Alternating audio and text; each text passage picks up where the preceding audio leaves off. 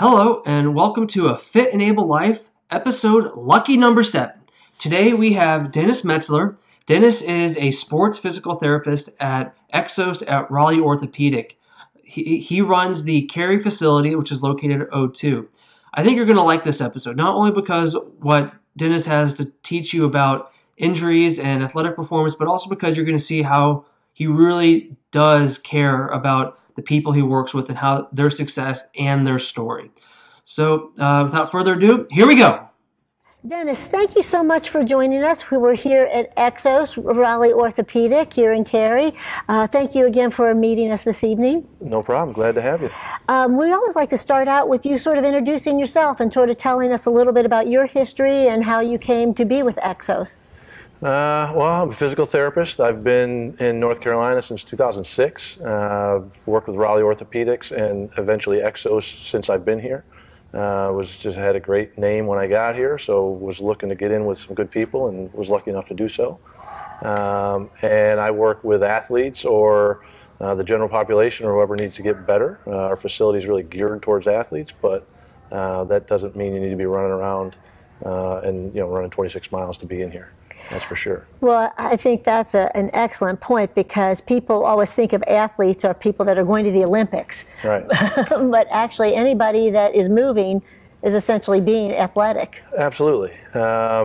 We kind of think of it as human movement, and athletes just take human movement to the next level. Right. But every person that comes in to see me is, in my concept, an athlete. Because they need to be able to move efficiently in order to be pain-free and healthy and sustain that for a long period of time. Right. So the term athlete sometimes is a little more pigeonholing than we'd like it to be, so we don't have that term in our title anymore. We're EXOS at Raleigh Orthopedics. In a past life, the facility was called Athletes Performance. And I think that scared some people away because they felt like they needed to be competitive on some level to be here, but that's certainly not the case. Well, and I really like that concept. I've known of Raleigh Orthopedics for a long time, 20 years. What does EXOS actually mean? What does that stand for? We get that question a lot. It doesn't. It's not an acronym. It doesn't stand for anything. But it really there's a couple different incarnations of what this means. I like the X's and O's of daily life. Okay. So it's kind of like planning out your life. And there's really 4 pillars that we use to plan the X's and O's of life out. It's the sort of framework that we work off of just to know where we're going with people and how to get them better. Movement is huge, and people are starting to understand how important movement is in their life and not sitting around all day. Mindset is huge. As we alluded to in our talk a little while ago, mindset has a big impact on how you're doing your stuff. Are you going to do your stuff? Is there any reason you can't do your things that you want to do in order to stay fit and able? Right. I like how you put that in there. Nice. And recovery is the 3rd pillar, and then nutrition is the 4th pillar. Because you can lose a lot of the good things that you do for your body if you're not nutritionally sound. Right. That's for sure. Now, I don't feel comfortable talking to the folks that participate in my programs about nutrition because I'm not an expert. And as you had said yourself, it is a science, actually. Nutrition is a science. So what do you do when people ask you specifically about nutrition questions? Well, I, like you, am not an expert in nutrition. I know enough to know where to go with it, but here at EXOS we have nutritionists on staff, so that's the facility or the resource I use. That person spends their life deciding how to do this stuff. Yeah. Because it makes things so much more effective when you fuel the body the right way and give it the fuel that it needs at the right time to make it the most effective. Because it's not just taking it, it's when do you take it? Because if the body metabolizes it before it can be used, you don't get anything out of it. Right. Well, I think that's an excellent point. Now, so the mission of EXOS, I would tell you, take it away from EXOS a little bit. Your personal mission as a physical therapist, what is that to do to help people improve their movement, help them improve their performance? It's movement first. It's more about just making them happy in whatever endeavor they choose to do. So I'm lucky enough because I want to be in a facility that deals with a lot of athletes to be in a facility that does, but by no means are all the people that I see athletes as far as what most people would quote unquote call an athlete. Most people that I see are normal day to day, you and me. Right. the most common people I see are the recreational athletes, the endurance athletes, runners, cyclists, that type of stuff, triathletes. But we do see a fair amount of, a lot of high school, fair amount of college, a good amount of professional elite athletes as well. Right. So are the types of injuries that you see in a more recreational athlete different than, say, a high school or collegiate athlete? They're different in the nature of the sport that they're doing. You know, the recreational endurance athlete is typically more of an overuse problem. They just do the same thing too much, and something breaks down over time. The other athletes, high school, college, elite athletes, are typically more in some kind of combat sport where there's body contact, there's more traumatic injuries like that. I've never heard it called a combat sport before. So, you know, I guess the combat sport is really the boxing and the MMA stuff, which we actually do see a lot of MMA guys. But, you know, basketball, soccer, football, a lot of collisions where there's more traumatic injuries. But even in those sports, you get some overuse. Throwers, baseball, for example, a lot of overuse injuries, shoulders, elbows. Right. So it's varied, but you can kind of figure out what it'll probably be based on the sport, whether it's a trauma versus an overuse. Right. Now, what would you tell somebody that they have a tweak, and you know, is a tweak an injury or is a tweak a soreness from a workout? How do you separate that and distinguish between those two things? Sometimes it's pretty easy. Sometimes it's hard. I always smile at they do it on football a lot, where the commentators, the ex-players will be like, "Is he injured or is he hurt?" And, you know, it's sort of a jargony type of thing in that situation. But if someone's tweaked and they have something going on, it's, to me, is it impacting the way they perform and their ability to perform? Because if you try to, quote unquote, play through it, and you're doing things differently, you're probably putting other structures at risk, or the structure that's causing you to compensate to be even more injured. Some signs you look for are swelling, localization of pain. Where is it? How bad is it? You know, those types of things. Right. Soreness should be the soreness that we're all used to from going to the gym for the first time in a while. That's okay soreness. Right. Soreness that's, you know, in the wrong place, i.e. a joint, or very localized within a muscle that doesn't go away within an appropriate amount of time, is the things that we're looking for. Well, when you hear somebody say, "walk it off," what does that mean to you, and is that helpful? That's okay. Sometimes you just have to walk it off. There's really nothing injured. You just got to, you know, rub some dirt on it is the other thing. You know, get hit, you get beamed in baseball. Sometimes I've been so injured I'd have to walk a marathon to walk it off. Right. Give me 4 days and I can walk it off. But sometimes that's okay. You know, the rubbing and the walking, it's facilitating the nervous system and maybe quieting down some over input that the nervous system is getting from whatever little incident you just had. Right. But very quickly you can tell whether or not someone's going to be able to walk it off. If they can't, you know, get back to normal mechanics pretty quickly and do the things that they need to be doing for that endeavor or that athletic competitive movement, then you got to get them out of there. Right. So basically, if somebody's a runner and they're not on a team and they feel some sort of like in their shin or whatever, you know, what would you advise them to do for that specific kind of tweak? I'm just saying, shin splint type of thing? Shin splint type of thing. It depends on where it's coming from, which is why we evaluate everybody, because it doesn't always come from the same place. Typically, it's a combination of ankle flexibility and hip flexibility issues. So you'd have to figure out which one of those is impacting it more, because the leg is a chain. You know, when that foot hits the ground, a whole chain of events happens as that foot pronates and the toes come to the ground and the knee comes from being straight to being bent back to being straight. Right. If you don't have control of those joints as it happens, that's where we need to improve things. Yeah, and I would think a lay person would not think of a shin splint as going as high up to their hip to think something could be going wrong. You know, I think they think, well, I can see the ankle, or sometimes it's even not. They just want to get the spot. Like, why is this spot hurt? And I mean, you need to treat that spot to get the symptom gone. There's an inflammation there. That's why they feel it there. But the cause is somewhere else down the road. You know, it's up down to the ankle or up to the hip. sometimes all the way to the lower back, maybe even beyond that. So it's hard to say sometimes if it's one thing or a combination of many things, because most of the time it's a combination. Now, generally, when you're treating somebody for injury as opposed to for enhanced performance, which I know you do both of those things, but real quickly, generally, what is the course of treatment? Is it like 4 weeks, 6 weeks, or it just depends on the nature, the severity of the injury or whatever? Yeah, it depends. It's very variable. Sometimes I can get people better in a session or two, and they're back to some sort of baseline that we would say, okay, you're ready to go to the performance side of things. Right. 4 to 6 weeks is probably a good generalization for most things, but a lot of things extend past that. So, and the other thing that will have a big impact on that is how long did people sort of push through it before they got to me. Right. The longer they ingrained whatever things were going wrong, sometimes and oftentimes the longer it takes to get them straightened out. Right. That makes sense indeed. Do you have situations where somebody, it requires surgery or something where you find out, well, there's something more dramatic that's happening here? Absolutely. And that's, we have access to 20 plus surgeons and doctors at our facility, so we can get people in to do that if they need it.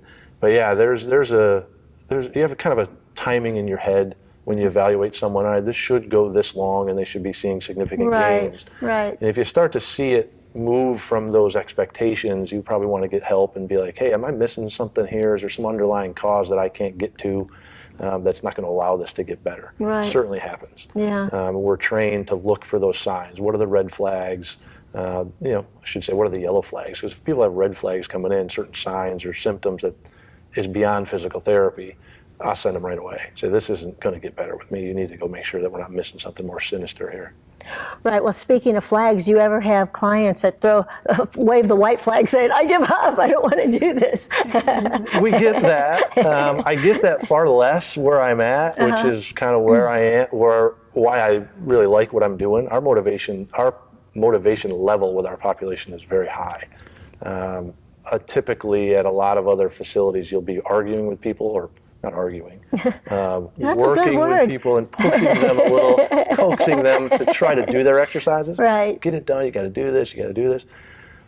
More often, or probably at least as often here, I'm have to pull people back. You can't run that much. You can't do that exercise that much. You need to stop and wait, because people that come to our facility are typically very motivated. I got to get back, I got to go, I want to do this. I have this thing that I signed up for. I have this event coming up. There's nothing more motivating than losing an entry. I've already paid for this. I've already paid for this. Yes, that is, I deal with that all the time. And sometimes we can get it done, and sometimes you have to have the conversation of, is this the 7th game of the World Series, or is this not the 7th game of the World Series? Right. Because timing and importance of things is a factor, no matter how much you don't want it to be. It's okay, this is a once-in-a-lifetime event. We're going to push you a little harder to get there than we might otherwise. Right. So people tend to understand those things when you talk about it on that level. Well, I know people that have come here for the physical therapy and the assistance with recovery, but I also know a lot of athletes that have come through for performance enhancement. If you were to name a few things that you would work with an athlete that is not injured, but they just wanting to come and be better, stronger, faster, Sure. Whatever. What are the 2 or 3, 4 things that you might work with an athlete to have that happen for them? Well, what we do is we treat it very much like the physical therapy side. We evaluate them from the start and decide where are their weaknesses, what are they hiding, where's their flexibility, where's their core stability lacking, and we target the exercises for that individual. So if they have flexibility issues, that's where we would go. It also, sort of doing it that way allows us to treat people in a group, but individualize within that group at the same time. Because we'll do an evaluative process in the beginning and realize, all right, these 3 need to prioritize flexibility. This guy needs some stability through his shoulder. This guy needs some stability through his hip or ankle. And then at certain phases of the program, they'll do certain things for those target areas. So each person gets those concepts figured out in the start of it, and then we say, all right, through the process, we're going to work on those things. And at some point, you'll have to reevaluate and say, have they changed? Do we need to work on different things? Have there ever been, and this is always a hard question for folks, have there ever been an athlete, somebody where you just could not make progress with them? And I have to ask you, is it typically a mental issue with the athlete when you can't make progress with athletic performance? Hard to say. I mean, it's varied the reasons why it would be that way. We've certainly run into that. Nothing. If anyone ever tells you they're perfect at getting everything done they ever want to do, they're probably lying to you or misunderstanding what success is. Some people just don't get better. That happens to be far more on the injury side than it does on the performance side. People that typically come to us are very motivated, like I was saying, especially on the performance side. So we do metrics along the way, vertical jump, power toss, something like that would tell us, are you getting better? And if they're not, well, then it's on us to change the program and say, what are we not quite doing? Right. But to get back to your point of mindset, that type of stuff, that's a factor. If we think there's ancillary or other factors like that are holding us back, we would try to bring them to the right professional to take care of that stuff. Mm-hmm. Sports psychologists, for example, there's several in the area, one in particular that we've worked with that's, if you can't get them in the right mindset, you're going to be stifled in the progress you can make, that's for sure. Right. So you work hand in hand with each other with that, or is it sort of a separate kind of, you treat that, we'll treat this? It's a little bit more like that. We don't have them in-house, Mm-hmm. but we will certainly collaborate, say here's what we've seen, here's what our concerns are. Right. But those are things that, should be dealt with some privacy. They're not going to talk to us about the things that they talk one-on-one with that client about. But we, as professionals, we can help that process and get the psychologist maybe a little further along than they might be if they just met on the street. Right. Well, that makes sense. That makes good sense. Well, I know you have many, many success stories. Can you pick a few that you feel like, wow, I'm so glad I had the opportunity to work with that person? Wow. You're right. Everyone doesn't succeed. Like I said, we don't help everybody, but we get a lot of success stories. There's one I had recently. It was back to that motivation of the race, and I want to get to this race, and I'm breaking down during my training. It was gentleman training for the Marine Corps Marathon. Great race. Every time people talk about it, they just are floored by how amazing that race is. So it is terrific. I've had family members and friends that have done it, and they rave about it. I haven't had the luxury myself to get up there, but I still would like to. But he was training for his son, who passed away, service to our country. Wow. And he was highly motivated because of that, and we got him through it, and it's amazing. That's probably why the end of that race is so amazing, and the race is similar to it because of the emotion that's tied to it. It's amazing. Well, that is a tremendous success story. Yeah. I can tell it affected your heart there a little bit I'm too. A sap. Being a sap's good. It allows you to really care about what you're doing. Well, to you, I mean, you alluded to being fit and able earlier. And what is your definition of fit and able? It's hard to describe beyond the title because you guys have nailed the title very well. Because, it describes what you guys are striving for. But to me, fit and able is you can be happy and productive in your life and sustain that. Sustainability is big because anyone can do anything for a short period of time, but if you're not identifying why you might be breaking down, you're probably going to break down at some point. Right. So if you're fit and able on the right level, you will be able to sustain that for a long time, whether that's running, whether that's raising your kids, whether that's, working in a hospital. I don't know what that is, but if you're happy with what you're doing and you can sustain that, that's success to me. And I can read that when people come in the door. They got a smile on their face. They're doing some things that they weren't doing before. Right. They will let you know. And if you're not seeing that at some point, then you probably got to start asking, like, what are we missing here? Are we really? I say it all the time to my clients. Hey, bottom line it for me. Are we getting you where you need to go? And oftentimes that either makes them understand we're not, or it makes them understand we are. Because some people get caught up on some nuance of things sometimes, and they're really dwelling on that. I'm like, wait, think about where you were a month ago. Are we getting you to where you want to go?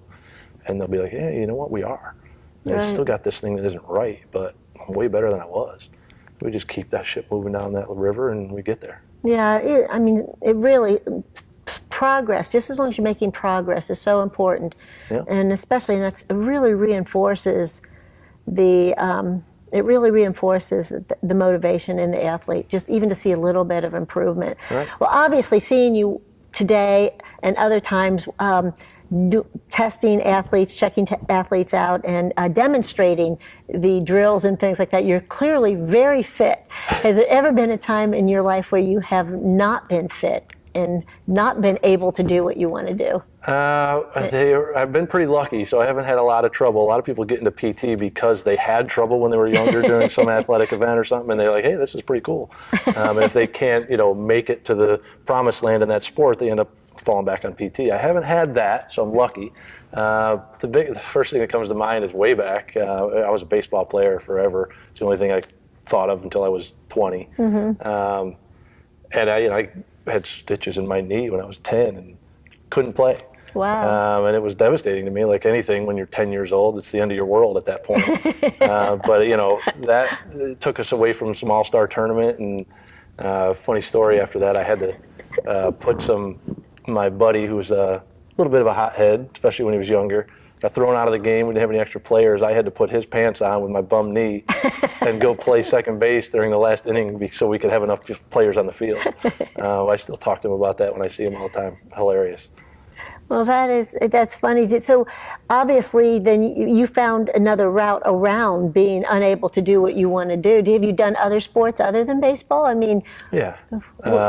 Through high school, I'm old now, like a lot of other people. Back in the day, we'd play 3 different sports. When you went to high school, I also went to a small school, so it helped that we needed people to do it. But I played baseball the most, but I played football and I played volleyball as well. So I was lucky to be in a situation where I could do that. Also sports that can be challenging for your knees. Yeah, absolutely. What do you got against your knees? Hopefully they stay good. I'm knock on wood, right here. That's squats. Those are pretty good squats. That's really... Well, I say to my clients all the time, I can demonstrate anything once or twice because I have to be able to show them what to do. So make me do it a bunch of times, something might fall apart. But it's a lot more believable if people see that I can do it. Like, hey, you can do that. I should be able to do that too.